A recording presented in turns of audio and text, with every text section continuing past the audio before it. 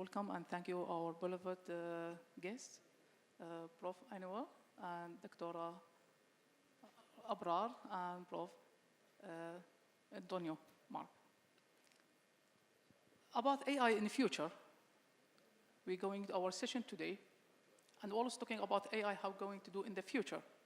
But our more concern, the last topic discussion in the International Summit, we are talking about AI safe, or safety of AI, in terms of how AI, the consideration on the risk.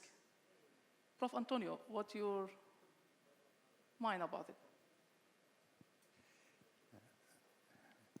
Thank you. Thank you, Musab, for this question and for giving me the opportunity to discuss the question of existential risks that drive the global discussion right now on responsible AI. So I would like to develop two remarks here. So, well, one word about my job. I'm professor at the University of Montreal, and Montreal is now a big hub for research on deep learning. It's where Alan Turing Award Yoshua Bengio has founded Mila, which has become the largest research center on deep learning, largest, even before the most advanced American center on deep learning, okay? And I've initiated and led the first ethical framework in 2017, the Montreal Declaration for a Responsible Development of AI. And at the time, 6 years ago, at the time, the discussion was all about privacy and transparency. Remember, it was 6 years ago. And now, the discussion has shifted to a new topic, which is safety AI. And it's all about risks, all about risks. Not so much about opportunities, but about risks. And preeminent researchers, such as Yoshua Bengio, that I mentioned, fear that not only AI could fall into the hands of bad guys, but could turn against humans, could turn against us. So the question is, do we have evidence for that? No, none. Yeah. I'm sorry, I would like to finish at this point, and I will even leave the floor for the rest of the panel to my co-panelists. We don't have any evidence. Do we have any proof that AGI will come in the next decade and will turn against us? No. For the moment, it's only science fiction. We can imagine scenarios where AI takes control of the spaceship, but it's sci-fi for the moment. Should we ignore the risk? No. Should we worry? No. Now, I believe that the long-termist vision of existential risks with AI, or of AI, is at odds with ethical reflection. This is my whole point. It's at odds with ethical reflection. Why? Because ethics gives us rules for day-to-day life. And safety AI is something about engineering, not about ethics. And I would like to finish this point by saying that, maybe there is something like an Islamic wisdom here.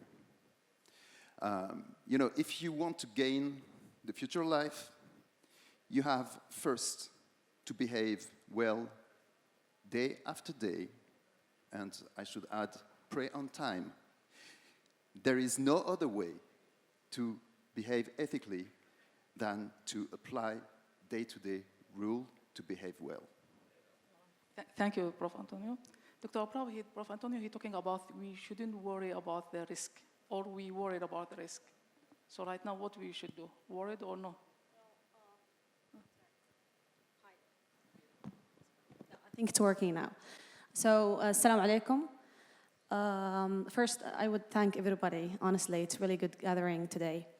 So the question is, are we worried about the risks of AI? Let's establish a framework first. Responsible AI and ethical AI. There are two different aspects I think everybody understands in the room. Responsible AI is about transparency, accountability, fairness, safety, right? Usually this is how we can define responsibility, right? And then I will talk about a little bit about. And then we have the ethical AI, moral, right? And then has to be aligned with human rights and for the betterment of humans. Anything about AI have to be benefits for humans outweighing risks, right? Let's establish this fact. If any technology, regardless if it's disruptive or not, their risks is above the benefits, of course, humans will drop it eventually. But if any technology, their benefits, is already outweighing the risks, we will adopt it, nelly-welly, right? Whether we like it or not. So just to really be on your statement when you say the responsible AI at the beginning of the session, which is the, let's say, the theme of our discussion today, I feel humbly responsible AI is about transparency. If the AI engines and algorithms and frameworks that are being developed, deployed, are transparent in terms of clear in decision making, how did the algorithm reach this decision? Justifiable? I think we're able to understand how the decision has been driving the outcomes, right? We will feel trusting, right? Which is the trustworthiness, which is, as humans, we feel this is actually safe for us. Yeah. For decision making, how about the data collection? I know it's coming from you. So he's right. So here's the process. AI is a loop, right?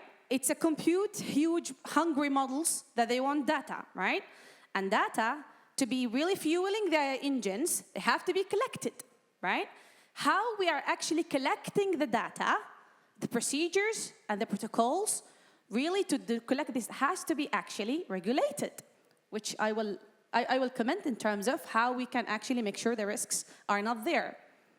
To tap on the point, for example, surveillance systems, right? Surveillance systems, they have a lot of data collection in order to make sure that they're able to apply the AI models and technologies, right? So if from the beginning, the process is governed, for example, and aligned to our local customs, I think things will be controlled from my perspective, if I answer your question. Yeah. Correct, you answered the question correct. But we think about the decision making. Right now, modern company thinking about innovation, technology, innovation, all the companies. But how about the consideration in ethical AI, innovation? How you actually make the balance between innovation and the ethic? So if I just may jump back to the first question, if you don't mind, it's really interesting. Two things that I just want to stress here that are really important. First, if you look at threat like existential threat at a really high level of abstraction, you will develop high level of abstraction principles, and you will not be able to apply them, right? That will not work. And I have some issues with responsible AI, which is really abstract, because I don't know exactly what responsibility means and in what kind of cases specifically. But anyways, that's the first point. The second point is, if you only look at risks, you're making a big mistake, because ethics is about values. So you can consider risks, and that's a big point, and I do agree on that. Okay, let's make sure that you are avoiding or mitigating risks, but also, and this is very true for the Islamic world, where are your values? Values first, you build your ethics on that. And then you see, just to go back to your question, that you can easily articulate your values with innovation. That's not a big issue, as long as you do not buy the principles or the rules that are based on values of other countries or other cultures, right? This is where you're able to make the articulation. When I'm working with companies, I'm working with lots of companies around the world, the big issue that we have all the time is that they're looking at the big principles and they're asking me, which is good for my business, they're asking me, okay, how can I translate those big principles into something that is actionable in my everyday life? Because this is the point. When we talk about transparency, I have seen, and certainly some of you are working in fields where transparency is definitely not something that you want. You don't want to be transparent about your data. You don't want to be transparent about your application. You don't want to be transparent about the use of the technology in your specific field. That might be true in the health industry, that might be true in the defense industry, that might be true in logistics, right? So transparency is a high level of abstraction. The problem is how, in my field, for my use cases, can I translate that into something that is applicable for the benefit of all the people that are using the technology, right? So this is where the articulation might be a little bit hard, but my point is just try to consider the risks, because we're all doing business, so risks are really important, but also consider the values, right? And this is where this event is key, really, really. Mark, he say about transparency, but how about the bias? If you want to be transparent, the bias, yes. Okay, the biases, yeah. Biases. So transparency, diversity, biases, etc. That was on the agenda 6 years ago and until very recently. Now, again, it's, well, let's say it's less on the table. We are discussing about different issues with AI. Still, it's very important that our algorithms are not biased, either because they are designed in a very discriminatory way, or because they use biased data, okay, or discriminatory data. Okay, fine. The thing is, when you focus only on the algorithm or the data, you miss completely the issue. The issue is with the system, with the device, where, in which context it is deployed. So you can have a very biased algorithm that, in some contexts, will perform correctly because it will give you the result you are looking for. So again, and I totally agree with Emmanuel, when you have high-level concerns like that, okay, biases are very bad. Okay, bad. In which way? It depends. It depends. Sometimes you need to collect ethnical data just to make sure everybody is treated equally. And sometimes you have to be blind to differences. So you mean about data collection is not about decision-making? The bias? How are you going to balance between data collection and... It depends on the context. It depends on the context. And you know more the healthcare sector, for instance. And in the healthcare sector, we realized 5 years ago that some algorithms were very, very good at detecting, identifying cancers, skin cancers, okay? Only on white or fair skin. Okay? Why? Because we were blind to differences. We were blind to colors. And then, when we realized that, we introduced something that could be a bias, the color of the skin. If you introduce the color of the skin in a hiring algorithm, well, you'll have discriminatory results, but not in healthcare. Yeah, actually, I want to tap in something. So let's get back a little bit and talk about transparency. What I mean with transparency here are the algorithms and the AI systems. The process of decision making within these systems is clear, which means that currently GPT models, the general pre-trained models, which is everyone is aware of LLMs, large language models, that generative AI. The idea, the whole thing is conversational AI is able to justify how did the model reach the decision, right? So this is where we're able to crack the deep learning models, because it's already a big debate now between the machine learning classical models and the deep learning models.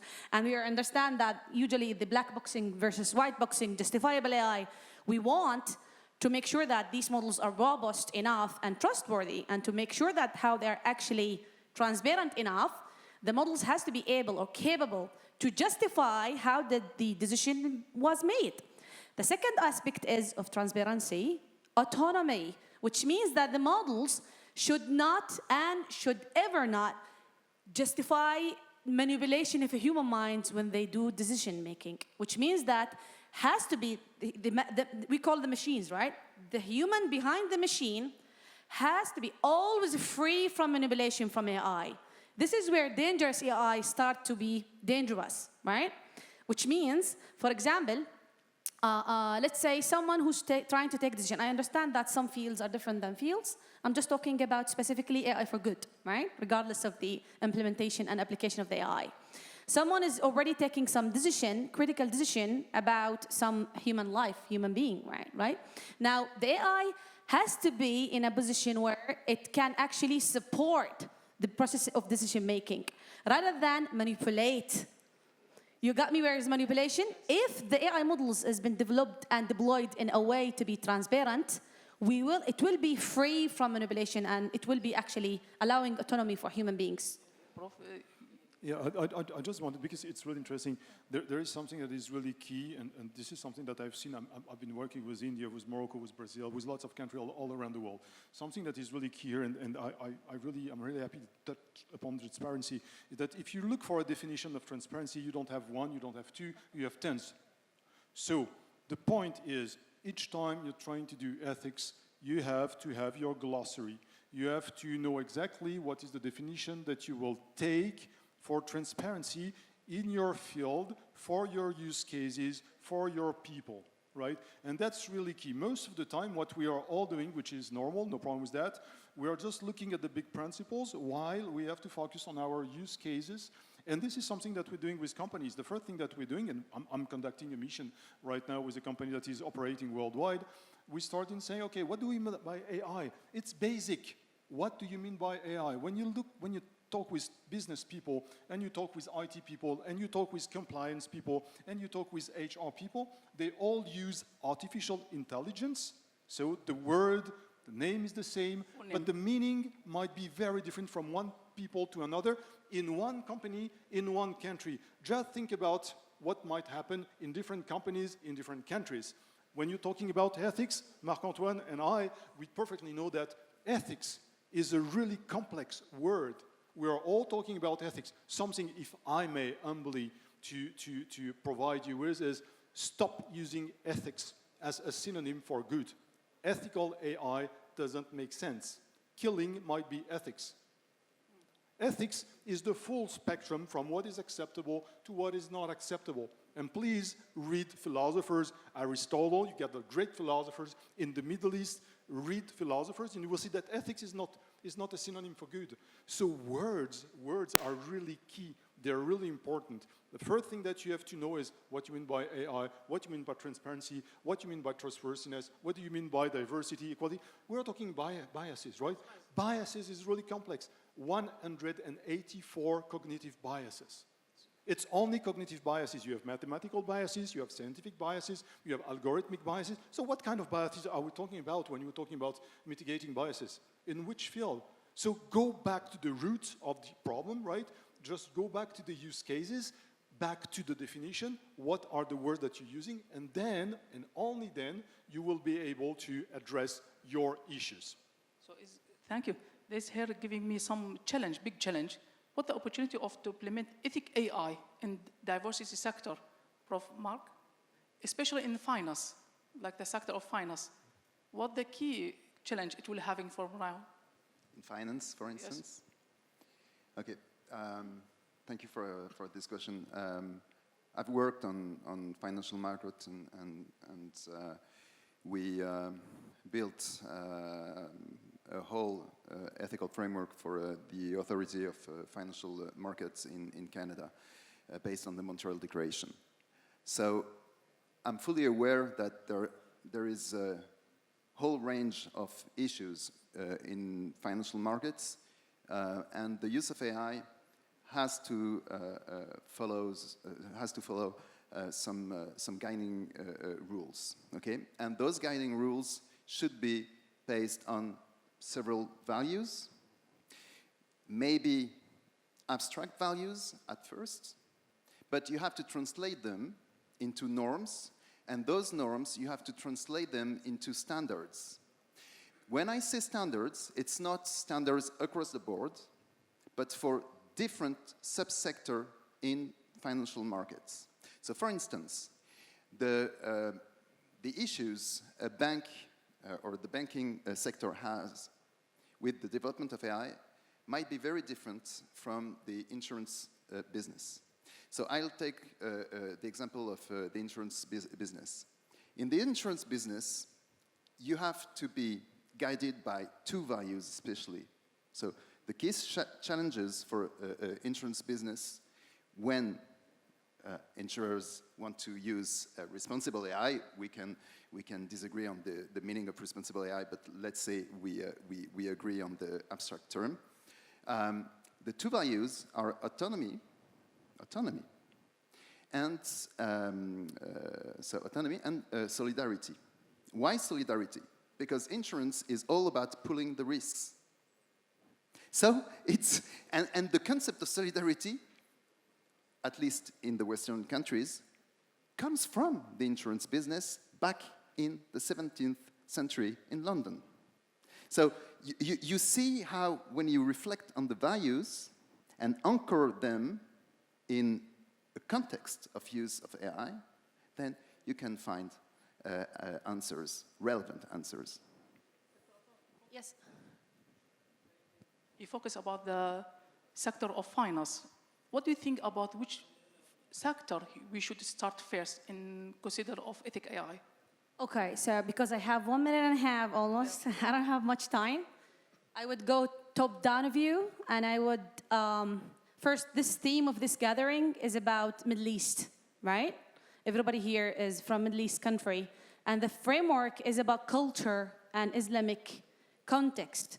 So I humbly believe the first framework that has to be set, Middle East countries and GCC region, is while they're adopting AI, they have to consider building and developing localized and native generative AI, which means that the Gen AI that has to be adopted within the AI community of Muslims as well as the culture that is aligned with GCC have to be respectful of our traditions, customs, local, our language, our heritage, right? So the global version of AI, of course, we can adopt it, but we need to customize it in a way we are happy to give it to our next generation. Then we can talk about verticalization. So if we have the baseline, we call it the bedrock, right? The bedrock has to be there and has to be built from our central heart of UAE, GCC in terms of Saudi, in terms of, Oman. I'm really appreciative for this session because it's gathering everybody here. Then we can actually start to verticalize in finance, healthcare, law enforcement, defense. The first one's supposed to be the culture, AI in culture. I mean, rather than culture, I'm talking about localized urgent. I'm talking about native for each region, right? Based on the culture. Yes, aligned with the culture. Aligned with the culture, based yes. on the culture. I'll give you a very quick example. For example, hijabis, right? We're hijabis. This one is will be biased? No. I'll tell you something before we talk about the biases. So I really like when he say ethics is a really complex topic. So if we're gonna really adopt AI for our region, right? And I don't want to talk about the biases because biases has different definition by AI and machine learning algorithms and even in data science field. I'm talking about adopting the models for the local needs, which means that the engine can be still global engine, but the way how the engine is being implemented has to be respectful for the local and culture norms. For example, hijab. For example, the abortion concept. We have different, right? Because we are Muslim countries and we have our own code of ethics, right? This is where how about you, Prof? What do you think about it? Which one we should start first in the ethic AI? No, I totally agree with my two esteemed panelists here. The point is that you have, and this is something that I've already said, is that you have to build on values. And then as Marc-Antoine was saying, and also as you were saying, is that you have, once you have values, this is what's called the core values, the cardinal values that will just guide you, which is deeply rooted in your culture. You were talking about abortion. I'm from France, different perspective than the Gulf countries. That's clear, and that's totally fair. No problem with that. The point is that you have your values in which you have your your culture, which is feeding the values. Once you have the cardinal values, then you can have principles, which are the norms Marc-Antoine was talking about, right? So then you can decline that in principles, and then standards or requirements. So you can make them operationalizable. If you start with values, that doesn't work. That's true for finance, that's true for healthcare. I worked with insurance. My mission currently is working with a real estate company. I'm working with diplomats as well, and we are always doing the same things. I'm starting with, okay, avoid risk, put that aside. What are your core values? What are the things that you are defending? That's true for the Middle East. What are the values that you're defending? What are your beliefs that you will not compromise on? Right? This is the horizon. And once you have the horizon, it's really high level of abstraction. We all agree on that, right? That's not a problem. Okay, what are the principles that I could set in order to make sure that those values are fully respected? And once I have the principles, you were talking about verticals, what are exactly the requirements for each people, for each industry, for each use cases that must be put in place in order to make sure that the principles are respected, in order to make sure that the values are followed. Thank you so much. Prof. Mark, last minute conclusion in 1 minute. What AI in the future? In 1 minute. What will be AI in the future in 1 minute? What will Conclude. be AI in the future? If I could answer this question, I would be rich, very rich. Yeah. Really, I don't know where it's heading. But Abrar said, and I think she's right, that if the risks outweighed the benefits, we wouldn't use AI and we would drop it. This is very important. So we have to focus on AI that is more beneficial than detrimental to human interests. I think that generative AI could be a tool for the development of our brain. Well, it will be. In education, in art, etc. But we need first to train humans to use this technology. Thank you. Same question, Dr. Yeah. What is next Next, in AI? in 1 minute. I believe multimodality. Everybody's aware of GPT models, Claude, Llama, LLMs, large language models that can consume multiple sources of data in different forms. This is the next in AI. So be ready to have a cross-modal models, which means that the models will be able to see you, hear you, talk to you, interact with you in different ways that humans currently interact in social and communities. This is the next AI, I think. Thank you. I will ask you a different question. You are working with a lot of companies, right? So I'm thinking about AI in the future. Are you going to lose my job? This ask many questions. This one. High level of abstraction questions, so high level of abstraction answer. It has been said during the previous panels that there will be jobs that will be lost, there will be jobs that will be created. So it's totally, and I'll tell you for sure that it's totally impossible to say right now we will lose more jobs than we will gain jobs. That's totally impossible. It's futurology, right? So as for any kind of technology, there are lots of jobs, there are new jobs that are created. It's really difficult to know now.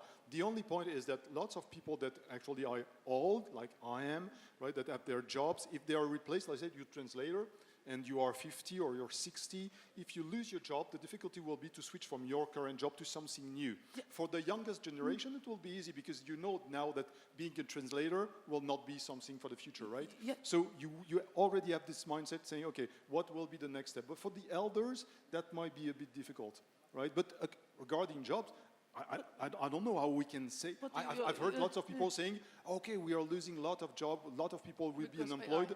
That's totally impossible to project that. Correct, Prof. But you are talking about different sector. But I'm talking Yes. about education. How about?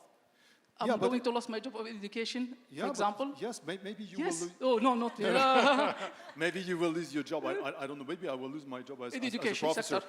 But you know, I think that we're all smart enough to think that if I lose my job as a professor, I know that it's a possibility. I already think about the next step. If I lose my job as a professor, I will do something else. I won't have any kind of issue. So I'm a spoiled person, right? Because I can't switch from one job to another. The problem is not that we are losing jobs, is that there are some people that do not have the opportunity to change the job to another.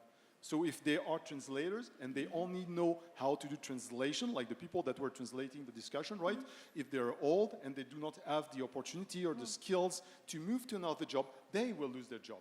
So we have to adopt it, you mean? We have now, and this is something important for education, we have to teach our students, our kids, everyone that we already have to think about the next step.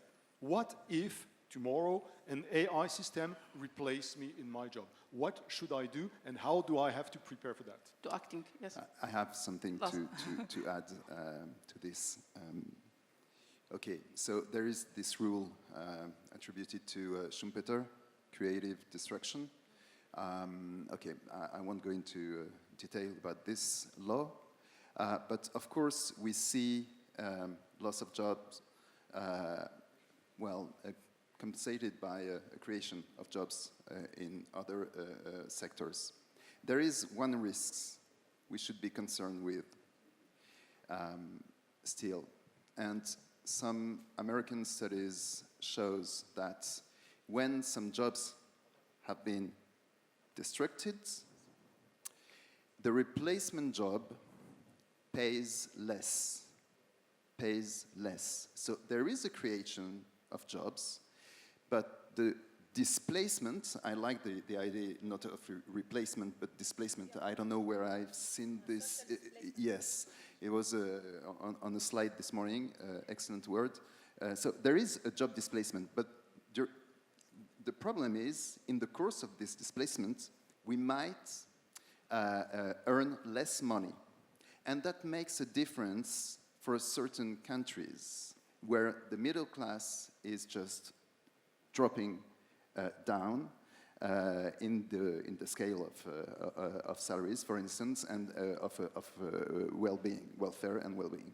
So this is a matter of concern.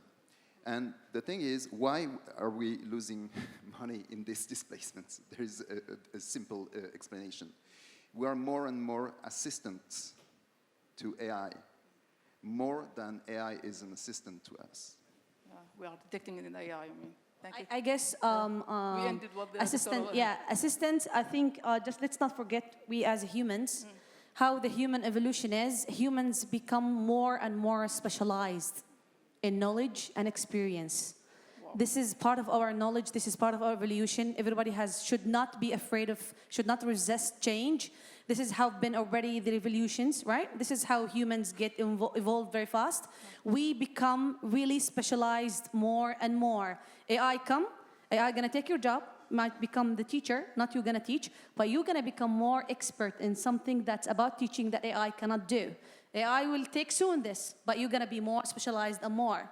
So the next generation, they're gonna create this edge of knowledge where they're gonna keep pushing, where we as a human gonna be evolving. I believe like that. So we have to adopt it and improve ourselves. Yes, for the next and level. keep rocking, you know, basically until we're able to specialize, okay. right? Thank you so much. Thank you for all the speaker. Okay, wish you good luck. Thank you very much. Thank you. Thank you Thank all. you. It was great. Thank you.